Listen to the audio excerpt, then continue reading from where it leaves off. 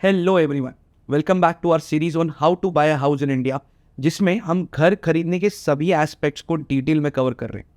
आज मैं आपके साथ डिस्कस करूंगा कि एक नया घर खरीदते समय आप एक बिल्डर के साथ कैसे निगोशिएट कर सकते हो। निगोशिएशन के दो एस्पेक्ट्स हैं। सबसे पहला, आपको कौन सी वैल्यू पे निगोशिएट करना चाहिए, और दूसरा, आपका अप्रोच क्या होना चाहिए बिल्डर के साथ में ये निगोशिएशन करते समय। तो शुरू करते हैं आज का वीडियो। अब कौन सी वैल्यू पे नेगोशिएट करना है ये जानने के लिए हमको कॉस्ट शीट को ढंग से समझना पड़ेगा। अब कॉस्ट शीट में क्या कंपोनेंट्स इंक्लूडेड होते हैं और उसको कैसे समझा जाता है, इसके ऊपर मैंने पहले ही एक डिटेल वीडियो बनाया है। आइडियली आपको वो वीडियो भी देखना चाहिए ताकि आप ये समझ सको कि बिल्डर ने आपकी कॉस्ट शीट में क्या क्या कंपोनेंट्स इंक्लूड किए हैं, आपके घर की एक्चुअल टोटल कॉस्ट क्या है, और कोई कहीं पे हिडन चार्जेस तो नहीं है जो आपको पोजीशन के टाइम पे सरप्राइज दे। बट आज के वीडियो के लिए हमको कॉस्ट शीट के दो कंपोनेंट्स को समझना बहुत ज़रूरी है, तो उनका एक क्विक रिकैप कर लेते हैं। एक है अग्रीमेंट वैल्यू और दूसरा है अदर चार्जेस। अब अग्रीमेंट वैल्यू को काफ़ी बार कंसिडरेशन वैल्यू या सेल्स कंसिडरेशन भी बोला जाता है, और इसमें इंक्लूड होता है सबसे पहले बेस प्राइस, फिर होता है PLC that is preferred location charges.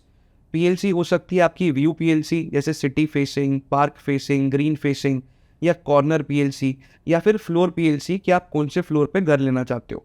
और फाइनली इसमें इंक्लूड होता है कार पार्किंग चार्जेस। अब कुछ बिल्डर्स कार पार्किंग को अग्रीमेंट वैल्यू में इंक्लूड करते हैं और कुछ बिल्डर्स इसको अदर चार्जेस में। तो ये कैसे स्ट्रक्चर किया है, इसलिए आपको कॉस्ट शीट ढंग से देखनी पड़ेगी। इसके बाद आते हैं आपके अदर चार्जेस। अदर चार्जेस में इंक्लूड होते हैं आपके club membership, IFMS, power backup, IDC, EDC और काफ़ी सारे अदर चार्जेस। अब आइडियली आपको इन दोनों कंपोनेंट्स को सेपरेटली देखना चाहिए और अग्रीमेंट वैल्यू पे निगोशिएट करना चाहिए, क्योंकि stamp duty registration charges agreement value पे कैलकुलेट होते हैं और अदर चार्जेस का इसमें कोई रोल नहीं है। अब लेट्स से मैंने अग्रीमेंट वैल्यू में से 1 लाख रुपए का डिस्काउंट करा लिया, तो स्टैम्प ड्यूटी रजिस्ट्रेशन के 6 से 7% की ऑटोमेटिक सेविंग हो गई। मतलब मेरी टोटल सेविंग हो गई 1,06,000 रुपये। अब लेट्स से अगर मैं कोई अंडर कंस्ट्रक्शन अपार्टमेंट खरीद रहा हूँ, तो अंडर कंस्ट्रक्शन फ्लैट में अग्रीमेंट वैल्यू पे 5% का जीएसटी लगता है और अदर चार्जेस पे 18% का। तो मतलब मेरी 5% की एडिशनल सेविंग हो गई। तो अभी ये सेम एग्जांपल में मेरी एक्चुअल सेविंग हो गई 1,11,000 रुपये की। अब ये तो हो गया कि आपको कौन सी वैल्यू पे निगोशिएट करना चाहिए, कौन से कंपोनेंट पे निगोशिएट करना चाहिए। बट आपको बिल्डर से क्या अप्रोच रखनी चाहिए, क्या बात करनी चाहिए, ये समझने के लिए हमको बिल्डर का प्रोसेस समझना पड़ेगा। अब आप जब भी बिल्डर से फाइनल प्राइस की बात करोगे, तो बिल्डर का सेल्स मैनेजर आपको पहली चीज़ बोलेगा कि आप एक यूनिट फाइनल कर लो। यूनिट फाइनल करने के बाद आपको वो उस यूनिट के ऑफर्स और डिस्काउंट्स के बारे में बताएगा। मतलब कोई फ्री ट्रैप या कोई free modular kitchen, wardrobe, gold coin, या फिर 2-3 लाख रुपए का डायरेक्ट डिस्काउंट। वो आपको ये डिस्काउंट देने के बाद पूछेगा कि अगर आप सीरियस हो घर खरीदने के लिए, तो आप एक चेक लिख के दे दो। वो चेक दिखा के मैं अपने सीनियर से आपके लिए एडिशनल डिस्काउंट लेने की कोशिश करता हूँ। अगर आप उसको चेक दे दोगे, तो वो एडिशनल डिस्काउंट भी लाके आपको बता देगा। अब यूजुअली यहाँ पे वो आपको बाइफर्केशन नहीं बताते कि वो जो डिस्काउंट है वो अग्रीमेंट वैल्यू में से कम किया है या फिर अदर चार्जेस में से। वो आपको ऑल इन प्राइस में से डिस्काउंट करके टोटल फाइनल प्राइस बता देंगे। अब ये तो हो गया कि बिल्डर का प्रोसेस क्या होता है।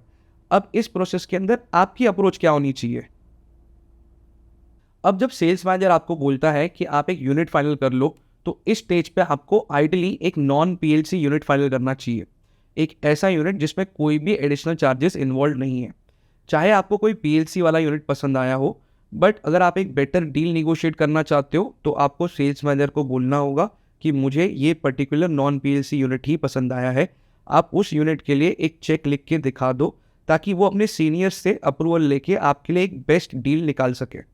अब जब आपके पास एक बेस्ट फाइनल प्राइस आ चुका है, तो इस स्टेज पे आपको उस फ्लैट की फेयर मार्केट वैल्यू भी पता होना बहुत ज़रूरी है। अब फेयर मार्केट वैल्यू कैसे कैलकुलेट करते हैं, इस पे भी मैंने एक डिटेल वीडियो बनाया है, उसका लिंक डिस्क्रिप्शन में है, तो please go and check that video. But ideally जब भी आप निगोशिएशन के लिए बैठ रहे हो, तो आपको फेयर मार्केट वैल्यू पता होना बहुत ज़रूरी है। अब लेट्स से आपको फेयर मार्केट वैल्यू पता है, तो एक बार बिल्डर ने आपको फाइनल प्राइस दे दिया, उसके बाद में आपको बिल्डर को अपना एक प्राइस कोट करना चाहिए based on the fair market value. अब मैं क्यों बोल रहा हूँ कि this has to be based on the fair market value, क्योंकि जो भी प्राइस आप कोट करोगे वो एग्रेसिव तो होना चाहिए, बट लॉजिकल भी होना चाहिए।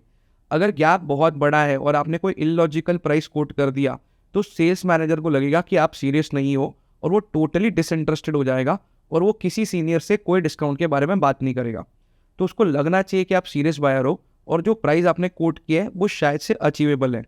तो वो आपको बोलेगा कि ये प्राइस शायद पॉसिबल नहीं लग रहा, बट मैं फिर भी एक बार अपने सीनियर से बात करता हूँ और आपको बताता हूँ। अब इस केस में अगर आप किसी ब्रोकर के थ्रू गए हो तो आपको ब्रोकर को बोलना चाहिए कि वो बिल्डर पे प्रेशर बनाए और आपके कोटेड प्राइस पे डील क्लोज करने की कोशिश करे। अब कौन सा टाइप का ब्रोकर आपको कौन से टाइप की प्रॉपर्टी के लिए हेल्प कर सकता है, इस पे भी मैंने एक डिटेल वीडियो बनाया है, उसका लिंक डिस्क्रिप्शन में, you can check that as well. अब आपकी स्ट्रैटेजी होनी चाहिए कि आप सेल्स मैनेजर को चेक पकड़ा दो, अपना कोटेड प्राइस दे दो और वेट एंड वॉच की गेम खेलो। अगर आपने अपना प्राइस लॉजिकली कोट किया है तो सेल्स मैनेजर को कॉन्फिडेंस होगा कि आप एक जेन्युइन बायर हो और वो आज ही ये डील क्लोज करने के लिए अपना बेस्ट एफर्ट्स करेगा, अपने सीनियर से बात करेगा और मैक्सिमम डिस्काउंट कराने की कोशिश करेगा। अब ये सारा प्रोसेस होने के बाद में सेल्स मैनेजर जो भी आपको फाइनल प्राइस देगा वो बेस्ट प्राइस होगा और इसमें आगे कोई भी गुंजाइश नहीं होगी, क्योंकि वो ये जानता है अच्छे से कि अगर आज आप टेबल से उड़ गए तो शायद कल ये डील क्लोज ना हो पाए, तो फाइनल प्राइस वो जो भी देगा वो बेस्ट प्राइस होगा। तो अगर आप एक नॉन पीएलसी यूनिट ले रहे हो तो ये आपका फाइनल प्राइस आ गया, लेकिन अगर आप एक पीएलसी वाला यूनिट देख रहे हो तो आपको इस स्टेज पे सेल्स मैनेजर को बोलना होगा कि इतनी देर वेट करते हुए हमने इंटरनली डिस्कस किया और हमको ऐसा लगता है कि हमको ये पर्टिकुलर पीएलसी वाला यूनिट चाहिए।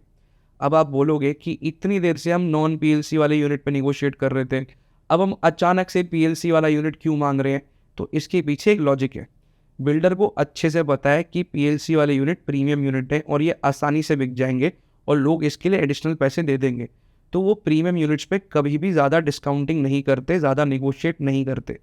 लेकिन उनको ये पता है कि नॉन पीएलसी वाले यूनिट नॉन प्रीमियम है, मतलब इनको बेचने में थोड़ी सी डिफ़िकल्टी आएगी और इसीलिए वो इन यूनिट्स के ऊपर मैक्सिमम डिस्काउंट करने के लिए तैयार हो जाते हैं। अब हमने कॉस्ट शीट में देखा था कि अग्रीमेंट वैल्यू के दो पार्ट होते हैं, एक बेस प्राइस और एक पीएलसी। अब बेस प्राइस पे हमने मैक्सिमम नेगोशिएशन ऑलरेडी करा लिया है, अब हम बात करेंगे पीएलसी पे। तो अगेन पीएलसी पे भी आप सेल्स मैनेजर को बोल सकते हो कुछ डिस्काउंट करने के लिए। अब वो करे ना करे ये सेपरेट स्टोरी है, बट आप एटलीस्ट कोशिश तो ज़रूर कर सकते हो। फाइनली कुछ नेगोशिएटिंग टिप्स। सबसे पहले, अगर बिल्डर आपको फ्री मॉड्यूलर किचन या वार्डरोब दे रहा है तो उसको गिव अप करके प्राइस में एडजस्ट मत करो, क्योंकि बिल्डर टोटल वैल्यू में इसका बहुत ही छोटा सा अमाउंट कम करेगा। लेकिन अगर आप ये खुद बनाने जाओगे तो बहुत ही महंगा भी पड़ेगा और टाइम भी ज़्यादा लगेगा। दूसरी चीज़, ये पूरा प्रोसेस, ही स्ट्रैटेजी आपको तभी यूज़ करनी चाहिए जब आप 100% श्योर हो कि आज आप घर खरीदना चाहते हो। अगर आप श्योर नहीं हो तो ये पूरे प्रोसेस में कन्विक्शन नहीं दिखाई देगा, और अगर इस प्रोसेस में कन्विक्शन दिखाई नहीं दिया तो सेल्स मैनेजर समझ जाएगा कि आप एक सीरियस बायर नहीं हो और वो आपके लिए बेस्ट अटेम्प्ट नहीं करेगा। एंड फाइनली, आप कौन से बिल्डर के साथ डील कर रहे हो ये आपको जानना बहुत ज़रूरी है, क्योंकि जितना बड़ा डेवलपर उतना ही कम नेगोशिएशन का स्कोप, जितना छोटा डेवलपर उतना ही बड़ा नेगोशिएशन का स्कोप। तो प्रिपेयर्ड होके जाइए कि आप किससे डील करने वाले हो। आई होप आपको ये वीडियो एक बेटर डील निगोशिएट करने में हेल्प करेगा। अगर वीडियो पसंद आया है तो एज़ यूजुअल इसको लाइक करो, फ्रेंड्स फैमिली कलीग के साथ शेयर करो, और अगर आप एक स्मार्ट होम बायर बनना चाहते हो तो तुरंत मेरे चैनल को सब्सक्राइब कर लो, क्योंकि मैं इसी तरीके से रियल एस्टेट पर नॉलेजेबल वीडियोस बनाता रहूँगा। That's all for today, signing off. I am Rohan Bhardwaj. Take care, have fun.